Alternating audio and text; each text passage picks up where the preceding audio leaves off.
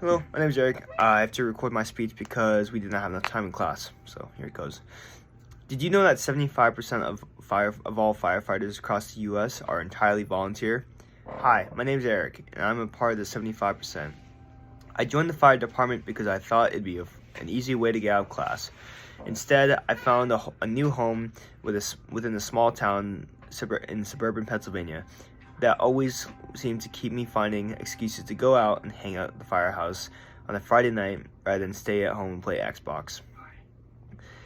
Being a new member, I had no idea what I was doing, and had even less of an idea of how to do it.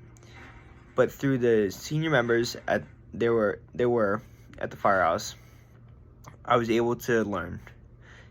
Even after all the training, such as 2-minute drills, where we had to practice donning and doffing our equipment, or hydrant drills, where we learned how to set up and establish a water supply, and even practicing forcible entry methods, we always ended the night strong with cleaning the trucks. Funny, you never think that cleaning trucks would be the most notable part of the training, even after the cool guy stuff that we got to do.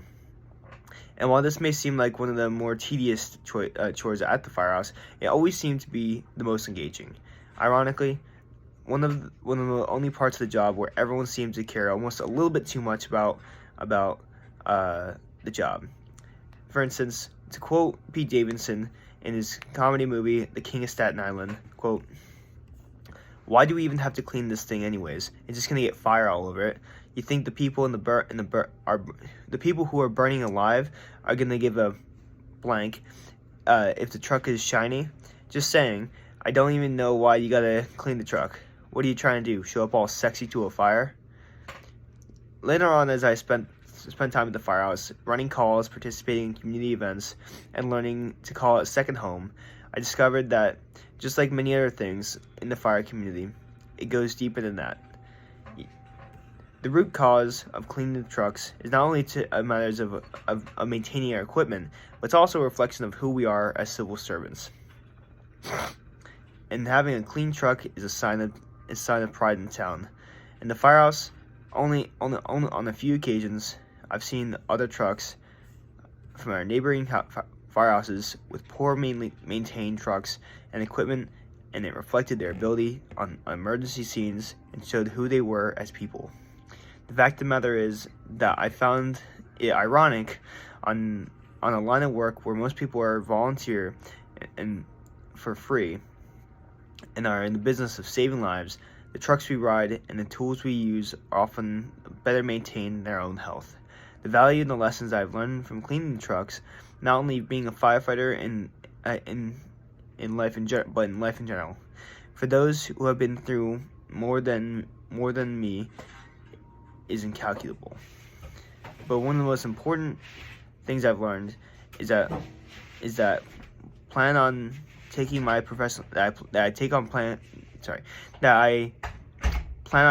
my professional career is that in order to be truly happy, you have to the work that you do for a paycheck should be as important to you as that you would do it for free and get around it. Either way, from what I've learned from the firehouse, is immeasurable, as maintaining the trucks, tools, equipment, and training are incredibly important to me, and it reflects on the community. I'll tell a quick story. I remember it was my first fire. It was a Thursday night. We just finished up dinner, and the call came in. It came in as a fire alarm, something very normal, very routine that we've all used to, and we hopped in the truck. At this point in time, I hadn't received all my training yet, so I was still my job in the firehouse was still as known as a gopher. Go get this, go get that, and that honestly is the best place to be in a fire scene when you're learning. You learn where all the tools are, you learn where all the equipment is, and even how to use it sometimes. Remember, we rolled up to a scene, and there was fire coming out of a commercial garage, and oh my God, was I scared! But then the training kicked in, and I remember how well maintained the truck was. It was incredibly important at the moment because without any hesitation, I was able to find all the tools I needed. All the equipment that was needed for that scene was set up properly and was maintained to a point where the guys who went inside could trust it with their life. At the end of the call, sorry, we were packing up and cleaned up. I remember it was odd because I'd never seen the truck so dirty. I was like, oh my gosh, this is gonna take forever. It's gonna be horrible. There's dirt, there's mud, there's everything. My gear's filthy. What are we gonna do? As soon as we got back to the house, we all settled down, drank some water, talked for a little bit about the call, and almost like clockwork, everyone started getting soap in buckets. Without hesitation, every single member, whether a member who had been there for 30 years or 3 months like me, we all took part in cleaning the truck and the equipment. It seemed like clockwork. Everything was going so smoothly, we were having fun, we had music playing, and it made me realize how important this really was to me, and how such a simple chore, such as cleaning trucks, could be turned into a fun, enjoyable, and even important lesson that is much more important, that goes much deeper, as mentioned prior. I'd like to end my speech on this. Many things throughout life don't seem as they are, and from what I've learned from the firehouse, that's just the case.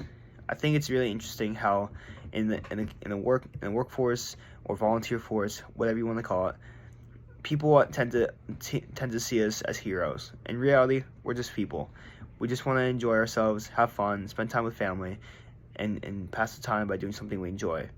And for us, that's cleaning trucks, maintaining tools, training, and sometimes, if we have to, going calls.